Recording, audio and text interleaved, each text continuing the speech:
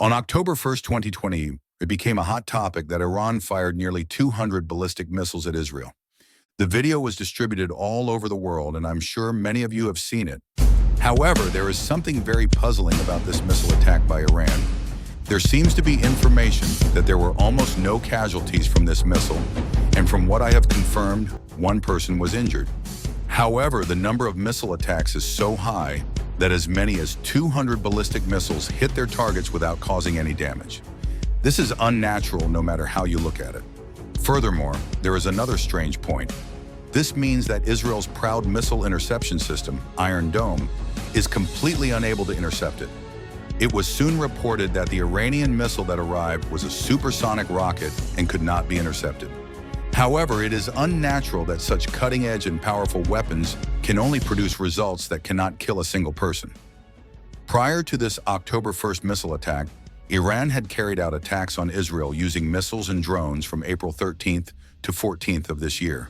It said 170 drones, more than 20 cruise missiles, and more than 120 ballistic missiles were flown into Israel and the Golan Heights.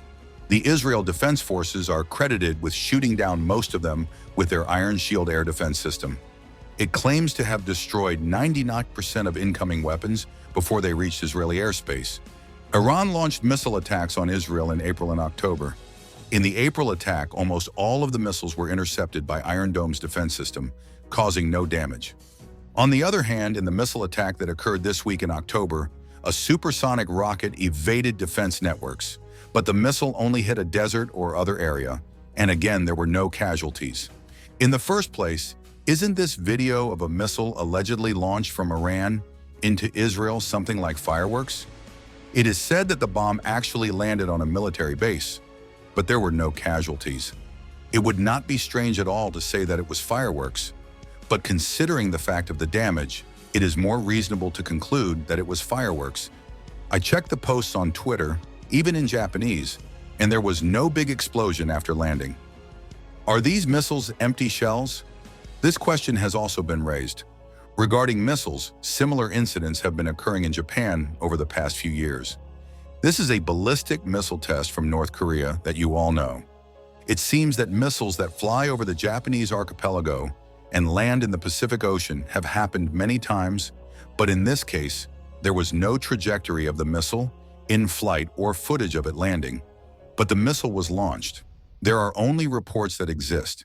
Naturally, I would like to reiterate my hope that there is not a single person watching this channel who is seriously freaked out by North Korea's missile attack.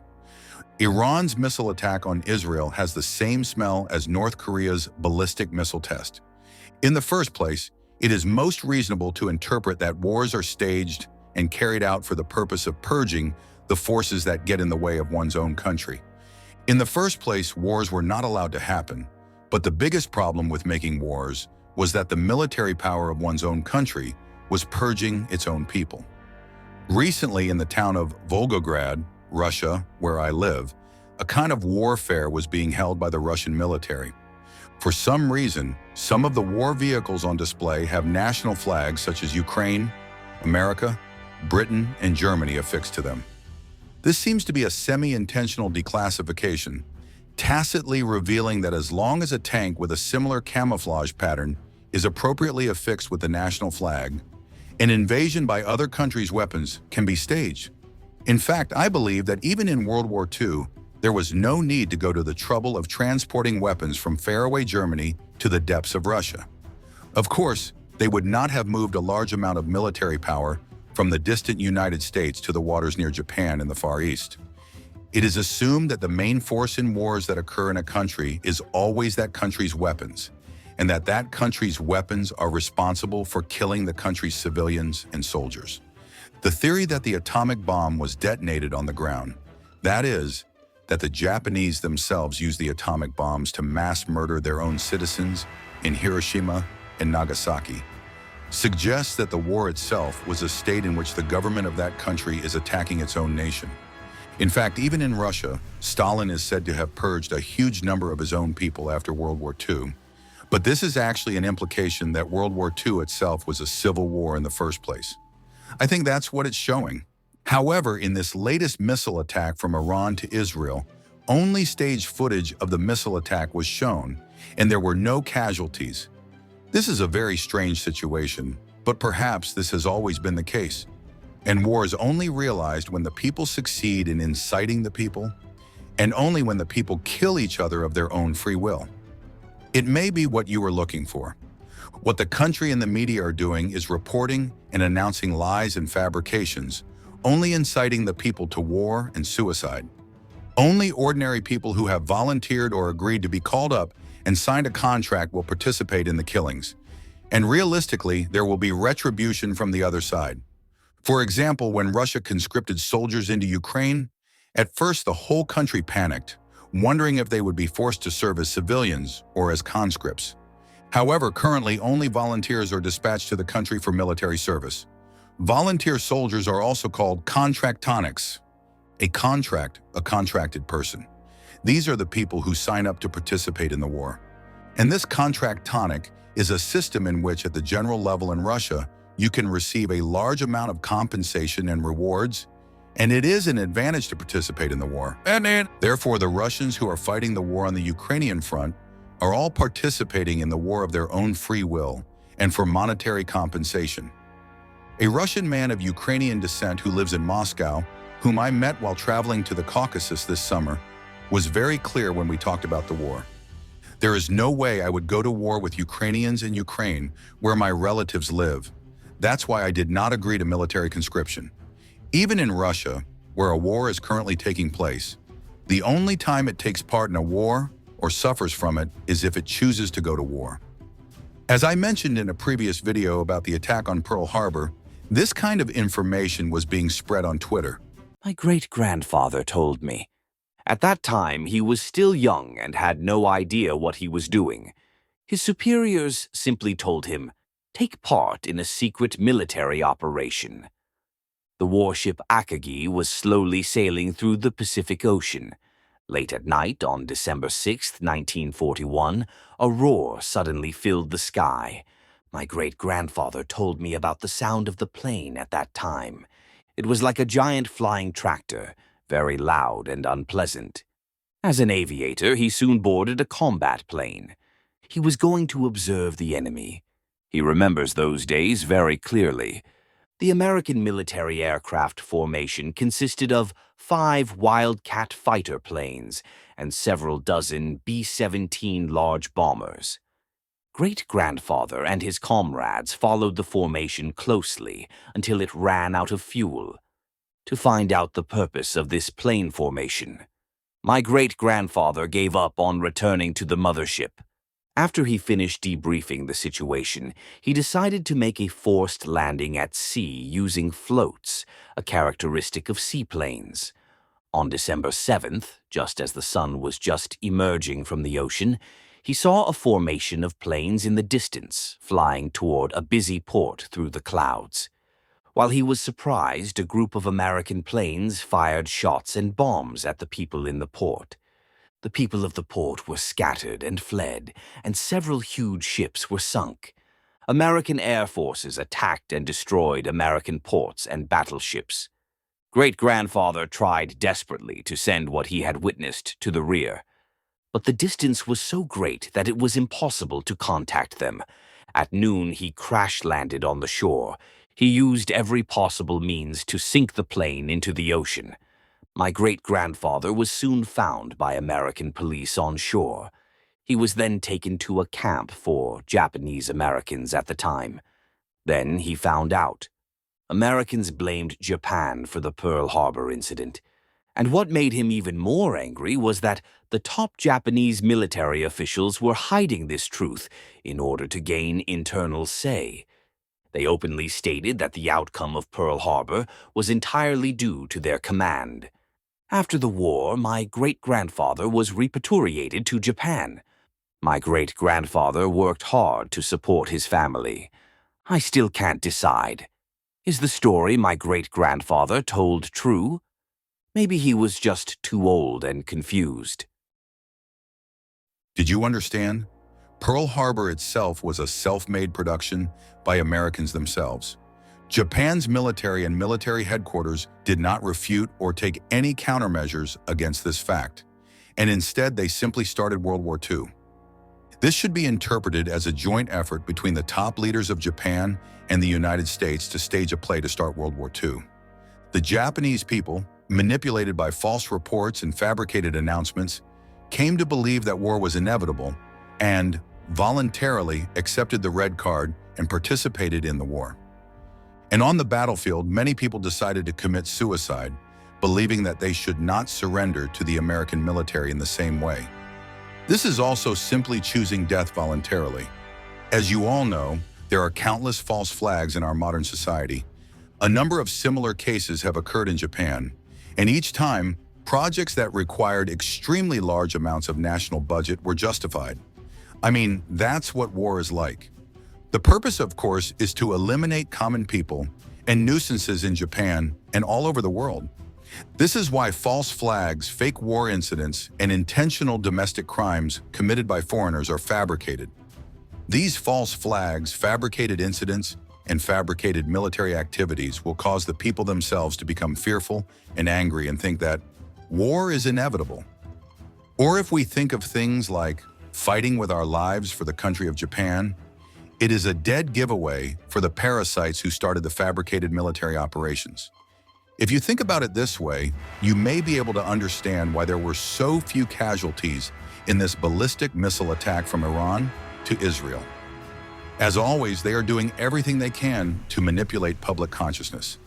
The targets are, of course, mainly Israelis and Iranians, but also ordinary people from all over the world, including Japanese people. And although there is currently a war going on between Russia and Ukraine, this situation can be thought of as an event that ultimately forces ordinary people to choose between killing each other and making peace. Of course, these damn people want to turn ethnic groups like the Russian and Ukrainian brothers into killing each other. However, what is very important about this series of operations is that common people will begin to voluntarily kill their brother tribes. Beyond that, they are not forcing them to attack each other. The unnaturalness of this recent missile attack from Iran on Israel makes us wonder what kind of principle this world is based on. The mystery becomes clear. Of course, the consciousness of killing each other in war is almost the lowest consciousness that invites us to hell. The consciousness that it is okay to go to war and that we should actively protect our country through war is the one that is heading towards hell the most among our consciousnesses. In the first place, we are spiritual beings, angelic beings, and we can be thought of as beings whose souls were in heaven, but fell from heaven to kill time, attracted by the stimulation of this earth. The purpose of Lucifer's descent into hell is to draw as many angelic souls that have fallen from heaven to hell as possible. And I believe that it is Yahweh who deceives Lucifer, causes him to fall, and manipulates him into doing all his evil deeds. The reason why this world is built on false scholarship, false reporting, corruption, and greed is because the cowardly and evil Yahweh is involved in the creation of this matrix. Yahweh's cunning and smallness are represented by the serpent, and Yahweh's cunning tricks, especially through daily meals, cause those with angelic souls to point toward hell. A typical example is carbohydrates. Carbohydrates include refined sugar, of course, but also all carbohydrate-rich foods such as rice, brown rice, wheat, bread, and noodles. Carbohydrates are the source of all diseases and are the root cause of all major diseases that lead to death, such as cancer, diabetes, heart disease, dementia, and vascular disease. This is because carbohydrates are sticky like glue, and when they are taken into the body through food, they become sticky and adhere to cells, blood vessels, cranial nerves, etc., causing all circulatory functions to malfunction. When it accumulates in cells, it becomes cancerous, and when it accumulates in blood vessels as plaque, it causes high blood pressure and later stroke. Of course, it is a direct cause of obesity and diabetes is the root cause of all diseases and can lead to blindness and dementia. If you consume these terrible carbohydrate foods, such as the wheat sweets that can be found everywhere in Russian and Japanese cafes, you have a very high chance of suffering from these diseases. The same goes for rice at sushi restaurants, which has become a typical fast food in both Russia and Japan. The Japanese eating habit of eating a bowl full of rice at every meal is also suicidal from a health perspective. In Russia, there is a culture of adding heaps of sugar to coffee and tea without any criticism. After that, they love eating creamy wheat desserts. The average life expectancy in Russia is shorter than in Japan, not because of drinking habits that have improved rapidly in recent years, but because of this sugar-heaping culture that continues to be taken without criticism. In Japan, this rice-based, sugar-based food culture is the reason why older people are increasingly suffering from serious illnesses such as cancer, diabetes, and blood vessel diseases, and are losing their lives. There are many cases where everyone is fooled by macrobiotics' false information and thinks that brown rice is safe, but it is surprising how many people have never thought rationally about the difference between brown rice and white rice. Brown rice, just like white rice, is just a bunch of carbohydrates without any nutrients stripped away. And more than that, brown rice has the effect of excreting minerals and even blocking their absorption. Therefore, there are many cases where brown rice becomes even more unhealthy than white rice. And in the first place, it's not much different from white rice when it comes to lumps of carbohydrates. That's why some people, even after becoming vegan, end up getting cancer by living a life full of rice and brown rice. This is a natural result because you haven't restricted your carbohydrate intake at all, or your carbohydrate intake has increased by giving up meat. Yes, this food culture itself is nothing more than a profound scheme leading to hell, installed on humanity by cunning, intelligent beings such as Yahweh, just like the meat-eating, sacrificial culture. If you fairly evaluate what is good and bad for your health and choose a healthy lifestyle, you won't have to live a life centered on brown rice, white rice, sugar, or wheat. However, these serious health problems and toxicity are not properly communicated through public education and information. So many people become obese or develop serious illnesses without being aware of them. We have been brainwashed to such an extent that we do not even realize the cause of our illness, even if we are told by sensible people that we are suffering from a serious illness. War is not necessary, and we should not make inhumane choices such as having to participate in war or having to go to war and work in order to receive money. Similarly, you should avoid eating carbohydrate foods such as rice, brown rice, wheat, noodles, and sugar, which slow down your brain and cause all sorts of illnesses. Both this war mentality and this sweet tooth mentality are manipulations, fabrications, and malicious intentions designed to lead you to hell. I would like you to move to a world where you live a decent life, awaken your consciousness, and ascend. For that reason, you should choose a lifestyle of veganism and low sugar intake.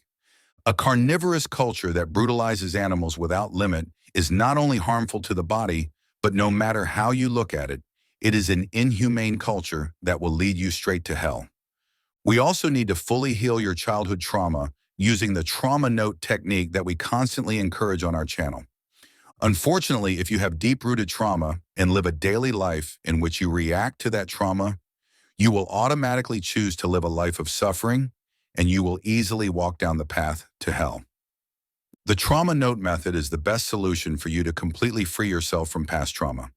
Well, on this channel, we have started a course called Endo Online Salon. However, to be honest, joining this online salon is quite difficult, and it is very limited to those who are vegan, have a certain amount of carbohydrate restriction, have actually started taking trauma notes, and are on track to resolve their trauma.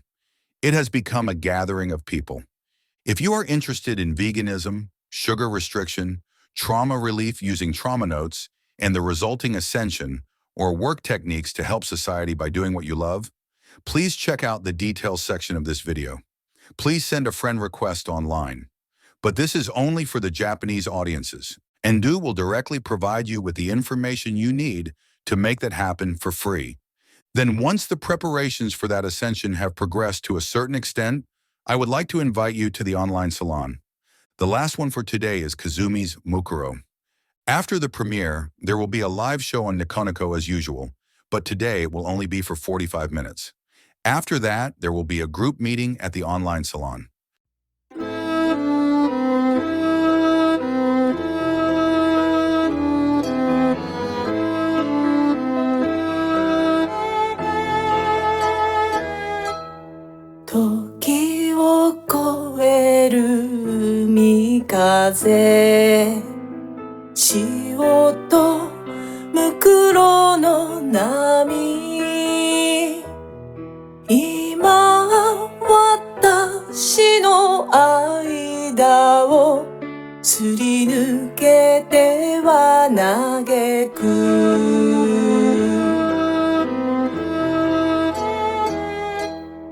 うつろな瞳並ぶ鉄格子の国傲慢と裏切りを諦めで潰した愛と綺麗に飾ってどれだけの命詰めばやがて気づくのでしょうか血みどろの叫びすらも檻の向こうに隠して砕いてちぎって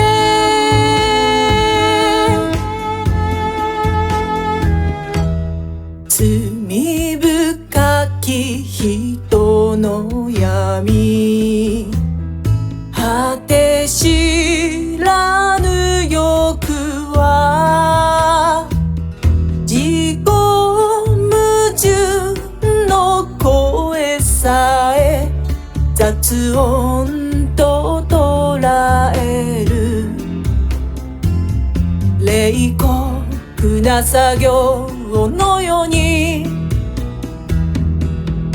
どれだけの涙飲めば世界は変わるのでしょうかほんのひとさじだけの甘さにいつまでも勝てない従うばかりで